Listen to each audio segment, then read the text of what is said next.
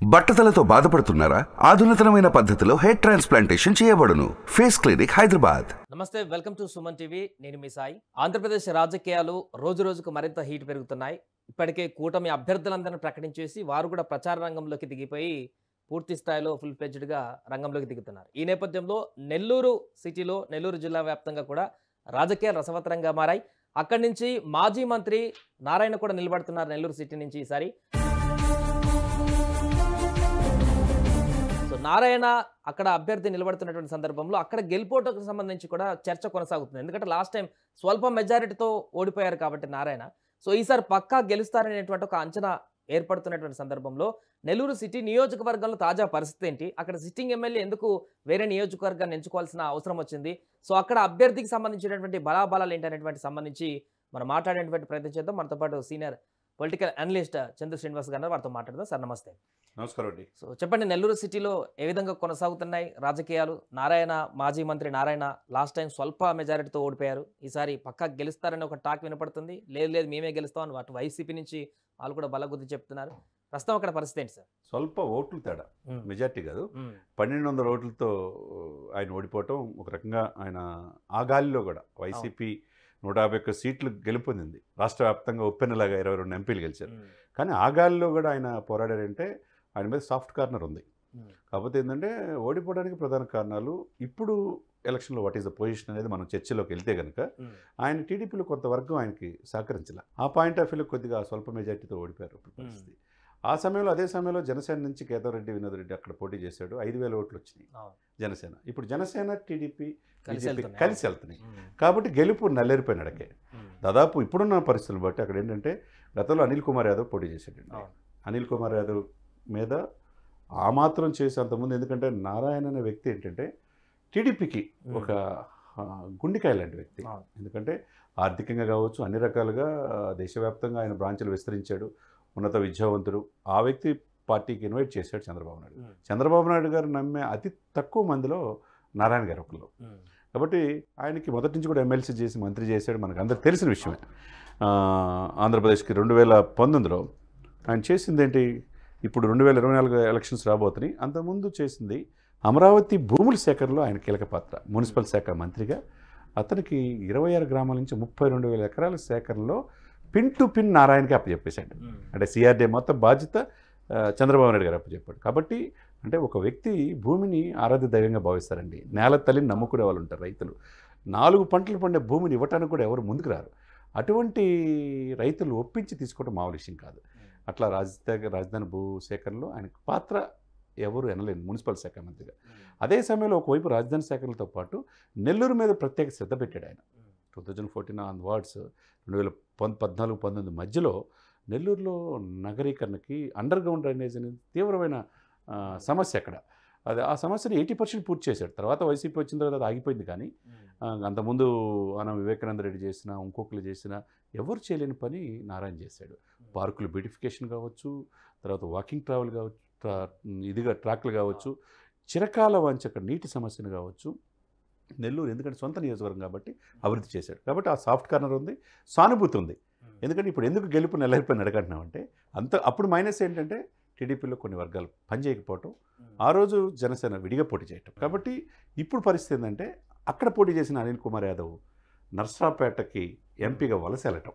ప్రధానంగా ఇదే ప్రశ్న అక్కడ. అంటే ముందే వైసీపీ ఇక్కడ ఓడిపోతుందని ఒక అంచనాకు వచ్చింది కాబట్టి అభ్యర్థిని మార్చింది అనేటువంటి ఒక ప్రచారం కూడా జరుగుతుంది. అనే పాయింట్ కాదు. అక్కడ ఏంటంటే కొంతమంది మధ్య అక్కడ విభేదాలు ఉన్నాయి. అనిల్ కుమార్ యాదవ్కి వేమిరెడ్డి ప్రభాకర్ రెడ్డికి పడకపోవటం, అక్కడ టికెట్ల విషయంలో ఇప్పుడు ఖలీల్ అహ్మద్ అనే వ్యక్తి ఒక కార్పొరేటర్ డిప్యూటీ మేయర్ టికెట్ ఇచ్చారు వైసీపీ. ఆయన్ని సెలెక్ట్ ఏది వేమిరెడ్డికి తెలియకుండా చేయటం, అవన్నీ నచ్చక ఆయన టీడీపీలో జాయిన్ అయిపోయాడు. కాబట్టి అనిల్ కుమార్ యాదవ్ని నర్సాపేట ఎంపీగా, అంటే అక్కడ నర్సాపేటలో బీసీ సమాజం ఎక్కువ ఉన్నారని యాదవ్లు అక్కడ ఆయన నిలబెట్టారు. కాబట్టి ఇక్కడ నారాయణతో పోటీ చేసేది ఎవరు పోటీ చేసినా ఓడిపోతారనే ఇదే ఉంది. కాబట్టి ఇక్కడ ముస్లిం మైనార్టీలు తీసుకొచ్చి రాష్ట్ర వ్యాప్తంగా ముస్లిమ్స్ని దగ్గర తీసుకోవడానికి జగన్మోహన్ రెడ్డి గారు ఆ ప్రయత్నం చేశారు. మనకు తెలిసింది ఖలీల్ అహ్మద్. కానీ ఆయన నారాయణని ఎదుర్కోగలరంటే ఏ విధంగా చూసినా, అర్ధబలం అంగబలం చూసినా, క్యాడర్ చూసినా, అటువంటి కార్యక్రమాలు నెల్లూరు చేసిన వ్యక్తిని సాఫ్ట్ కార్నర్ సెంటిమెంట్ ఉంది, ప్రజల్లో సానుభూతి ఉంది. ఇంత నెల్లూరుకి అభివృద్ధి చేసినా మనం ఆయన గెలిపించుకోలేకపోయాం అనేది. అది నారాయణ గారికి కలిసి వచ్చే అవకాశం ఉంది. సో ప్రధానంగా ఈ ఎన్నికలలో లాస్ట్ టైంతో పోలిస్తే కొంత ఉమ్మడి కూటమి అనేది కూడా అడ్వాంటేజ్గా మారబోతుంది. జనసేన కానీ బీజేపీ కానీ ఇవన్నీ 3 కూటమిలతో వెళ్తున్నారు. సో ఈసారి భారీ మెజారిటీ వచ్చేటువంటి అవకాశం ఉన్నట్టుగా కూడా ప్రచారం జరుగుతుంది. ఏ వ్యూహంతోనే నారాయణ గారు అక్కడ ప్రచార బరువులకు దిగుతున్నారు? వాళ్ళకి గ్రౌండ్ వర్క్ ఏ రకంగా ఉంది? మిగతా పార్టీల సపోర్ట్ ఏ రకంగా ఉంది? డెఫినెట్గా మంచి క్వశ్చన్ అడిగారు. రాష్ట్రంలో ఎక్కడ లేని విధంగా 2 years క్రితమే ఆయన నెల్లూరు మీద కాన్సన్ట్రేషన్ చేశాడు. గత ప్రభుత్వం అనేక మంది మీద అరెస్ట్ చేసిన వాళ్ళలో నారాయణ గారి మీద కూడా అనేక కేసులు పెట్టారు అనేక రకాలుగా. చంద్రబాబు నాయుడు గారి మీద కేసు పెట్టినట్టు నారాయణ గారి మీద కూడా ఇబ్బందులు పెట్టారు. విద్యా సమస్యల మీద చాలా రకాలుగా ఏ అవకాశం వచ్చినా, ఎందుకంటే ఇతను చంద్రబాబు నాయుడు గారికి రైట్ హ్యాండ్గా ఉంటాడు కదా అన్న ఉద్దేశంతో. తెలివిగల భక్తుడు, విద్యావంతుడు. కానీ ఆ సిచ్యువేషన్ అవన్నీ కూడా ఎదుర్కొని నిలబడ్డాడు. ప్రజల్లో 2 years క్రితమే నెల్లూరు సిటీకి మళ్ళీ నారాయణ గారు వస్తున్నారు, ఆయనైతే మన కోరికలు తీరుతాయి, మన ప్రాంతం వాడనే భావన ప్రజల్లో వచ్చేసింది. 2 years క్రితమే పవన్ కళ్యాణ్ గారిని వెళ్ళడం అంటే 1.5 year క్రితం కలిశాడు. అంటే ఈ పొత్తులు కలిసి వెళ్దాం అనుకునే సమయంలోనే పవన్ కళ్యాణ్ మిత్రపక్షంతో వెళ్తున్నారు కాబట్టి పవన్ కళ్యాణ్ యొక్క అభిమానులు కావచ్చు, అక్కడ సామాజిక వర్గం కావచ్చు, బలిజలు కావచ్చు, కాపులు కావచ్చు, 30,000 పైన ఓట్లు ఉన్నాయి. 30 నుంచి 35,000 ఉన్నాయి. అంటే డిసైడ్ ఫ్యాక్టర్.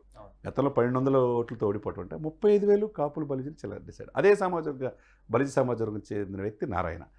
కాబట్టి ఇక్కడ ప్లస్ ఏంటంటే పవన్ కళ్యాణ్ గారిని కలవటం, నేను ఇక్కడి నుంచే పోటీ చేస్తాను, నా నెల్లూరు, నేను పుట్టిన ప్లేస్ అనే ఉద్దేశంతో పవన్ కళ్యాణ్ గారు కూడా అదేవిధంగా డెఫినెట్గా సపోర్ట్ చేస్తామని చెప్పి అనటం, అవన్నీ కూడా కలిసి వచ్చే అవకాశం.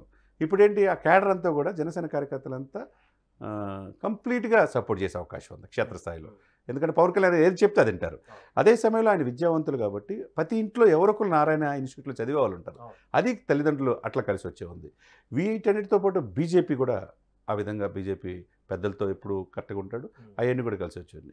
వీటితో పాటు అభివృద్ధికి నమూనాగా నారాయణ రాష్ట్రంలోనే ఒక నెల్లూరును ఒక రోల్ మోడల్గా తీసుకెళ్ళాడు. కాబట్టి ఇవన్నీ కూడా ఈయన కలిసి వచ్చే అవకాశం ఉంటుంది. ఇక్కడ ఏంటంటే బలమైన అభ్యర్థి అవతల ఆపోజిట్ ఖలీల్ అహ్మద్ అనే వ్యక్తి ఆయన ఎదుర్కోలేనిది ఆ పార్టీ క్యాడర్ కూడా తెలుసు. కాకపోతే ముస్లిం ఓట్లు బ్యాంకుని రాష్ట్ర వ్యాప్తంగా దాన్ని స్ప్రెడ్ చేసుకోవాలనే ఉద్దేశంతో ఆయనకి ఇచ్చారు.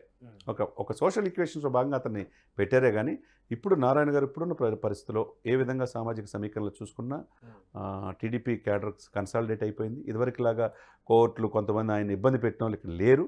ఇవన్నీ కూడా కలిసి వచ్చే అవకాశంతో ఏ విధంగా చూసుకున్నా 50 నుంచి 60,000 మెజార్టీతో ఉన్న సిస్టమ్ ప్రకారం, ఇప్పుడున్న స్టాటిస్టిక్ రిపోర్ట్ ప్రకారం 50 నుంచి 60,000 మెజార్టీతో నారాయణ గారు గెలిచే అవకాశాలు స్పష్టంగా మనకు. ఇంతకుముందు మీరు ఒక మాట అన్నారు, లాస్ట్ టైం సొంత పార్టీలో ఉన్నటువంటి కొంతమంది నేతల కారణంగానే ఆ స్వల్ప ఓట్ల తేడాతోటి ఓడిపోయారు నారాయణ అని చెప్పేసి. ఇప్పుడు ఆ సొంత పార్టీలో అట్లాంటి వెన్నుపోటుదారులు ఎవరైనా ఉన్నారా ఇంకా మిగిలి, లేక పూర్తిగా నారాయణకి అందరూ సపోర్ట్ చేసేటువంటి వర్గాన్ని ఇప్పుడే సెట్ చేసుకున్నారు? డెఫినెట్గా జరిగిన పొరపాట్లు ఏదైనా కానండి గెలుపోవటంలో రాజకీయాలు సహజం. ఆయన రెక్టిఫై చేసుకున్నాడు ఎక్కడెక్కడ తప్పులు జరిగిందనేది. అది చంద్రబాబు నాయుడు గారి దృష్టికి తీసుకొచ్చాడు. అటువంటి వ్యక్తులు ఎవరు కూడా ఇప్పుడు లేరు. ఎవరైనా నారాయణకి సపోర్ట్ చేయాల్సిందే, నారాయణదే సీట్ అని చెప్పేసి రాష్ట్రంలో ఎవరికి కన్ఫర్మ్ చేయనప్పుడే నారాయణ కన్ఫర్మ్ చేశారు నెల్లూరు సిటీ అనేది. ఎట్టి పరిస్థితులు ఆయన ఫిక్స్ చేసుకున్నాడు అక్కడి నుంచి గెలవాలి. ఎందుకంటే రాష్ట్రం కోసం, కొత్త రాజధాని నిర్మాణం కోసం రాజధాని రైతులని ఒప్పించి భూముల సేకరణ అంటే మామూలు విషయం కాదు కదండి. ఆయన ఉత్తరాంధ్ర మొత్తం పార్టీకి ఆర్థికంగా కూడా హెల్ప్ చేశాడు. ఎలక్షన్లు నిలబడాలంటే డబ్బు కూడా ఆయనకి, ఎందుకంటే ఒక విద్యా సమస్యలు ఉన్నాయి కాబట్టి దాంతోపాటు రాజధాని భూసేకరణలో మొత్తం కంప్లీట్గా ఓల్ అండ్ సోల్ అతనికి అప్పచెప్పేశాడు. ఎవరు? చంద్రబాబు నాయుడు గారు. అంటే అతని మీద అంత నమ్మకం కాబట్టి అతను లెక్కలు కరెక్ట్గా చేస్తాడు. చంద్రబాబు నాయుడు గారు ఏ పని చెప్తే అది పర్ఫెక్ట్గా చేస్తాడు. కాబట్టి అటువంటి విశ్వాసమిత్రుడు ఆయన పక్కనే పెట్టుకోవాలనుకుంటాడు కదా. ఇప్పుడు అతన్ని యాంటీగా చేసేవాళ్ళు ఎవరు టీడీపీ క్యాడర్లు లేరు. అందరూ సాలిడ్గా సపోర్ట్ చేస్తున్నారు. అది కలిసి వచ్చే అవకాశం ఉంది. బీజేపీ పెద్దలు కూడా సపోర్ట్ చేస్తారు. దాంతోపాటు బడుగు బలహీన వర్గాలు, బీసీలు కూడా ఎక్కువ పేరు ఉంది. ఇవన్నిటితో పాటుగా కాపులు, బలిజలు ఆయన సాలిడ్గా పవన్ కళ్యాణ్ గారు ఉన్నారు కాబట్టి వాళ్ళు కూడా మా నారాయణ మనవాడే అనే భావన వాళ్ళు ప్రజల్లో ఉంది కాబట్టి డెఫినెట్గా ఈ సీటు నెల్లూరు అంటే ఒక ఆదర్శవంతుడు, విద్యావంతుడు, అతను గెలిపిస్తే అండర్ గ్రౌండ్ డ్రైనేజ్ అని 50 సంవత్సరాల నెల్లూరు చరిత్రలో ఎవరు చేయలే. ఈయనైతే చేయగలడు. 80% పూర్తయిందని వైసీపీ చేయలేదు కాబట్టి ఇటువంటి కార్యక్రమాలు అనేక చేయగలనే భావన ప్రజల్లో ఉంది. అది కాకుండా పవన్ కళ్యాణ్ గారు కావచ్చు, నాగబాబు గారు ఎక్కువగా నెల్లూరు, చిరంజీవి గారు కావచ్చు, నెల్లూరుతో అవినాభావ సంబంధం ఉంది. ఆ ఓటు బ్యాంక్ కూడా ఎక్కువగా ఉంది. ఇవన్నీ కలిసి వచ్చే కాలానికి నడిచి వచ్చే కొడుకు అన్నట్టుగా నారాయణ గారికి ఈ కూటమి తరపున అక్కడ మెజార్టీతో ఒకటి. టీడీపీ గతంలో అధికారంలో ఉన్నప్పుడు ఎమ్మెల్సీగా చేసి మరీ మంత్రి పదవి కేబినెట్ హోదాలకు తీసుకున్నారు నారాయణ గారిని. ఈసారి కూటమి అధికారంలోకి వస్తే నారాయణ గారు అక్కడ గెలిస్తే మరలా క్యాబినెట్లో క్రియాశీలకమైనటువంటి పాత్ర పోషించే అవకాశం ఉందా? ఏదైతే మున్సిపల్ శాఖ ఉందో, ఉమ్. ఏదైతే భూముల సేకరణ ఉందో, ఎక్కడైతే ఆగిందో రాజధాని, ఆ బాధ్యత ఆయనకి అప్పచెప్పే అవకాశాలు స్పష్టంగా ఉన్నాయి. రైట్, థ్యాంక్ యూ శ్రీనివాస్ గారు. సో మొత్తానికి అది నెల్లూరు రాజకీయం అయితే రసవత్తరంగా కొనసాగుతుంది. పూర్తిగా అక్కడ మాజీ మంత్రి నారాయణ నిలబడుతున్నటువంటి సందర్భంలో గత కొన్ని నెలల క్రితం నుంచి అక్కడ గ్రౌండ్ వర్క్ ప్రిపేర్ చేసుకొని ముందుకు వెళ్తున్నటువంటి నారాయణకే కొంత ఎడ్జ్ ఉన్నట్టుగా కనిపిస్తున్నట్టుగా చెప్తున్నారు. అక్కడ పూర్తిగా గతంలో జరిగిన పొరపాట్లను పూర్తిగా సద్దుమణిగించి కూటమితో ముందుకు వెళ్తున్నారు కాబట్టి అక్కడ నారాయణ గారికి ప్రజల నుంచి వస్తున్నటువంటి స్పందన భారీగా ఉందంటూ కూడా అక్కడ ఉన్నటువంటి పబ్లిక్ చెప్తున్నారు.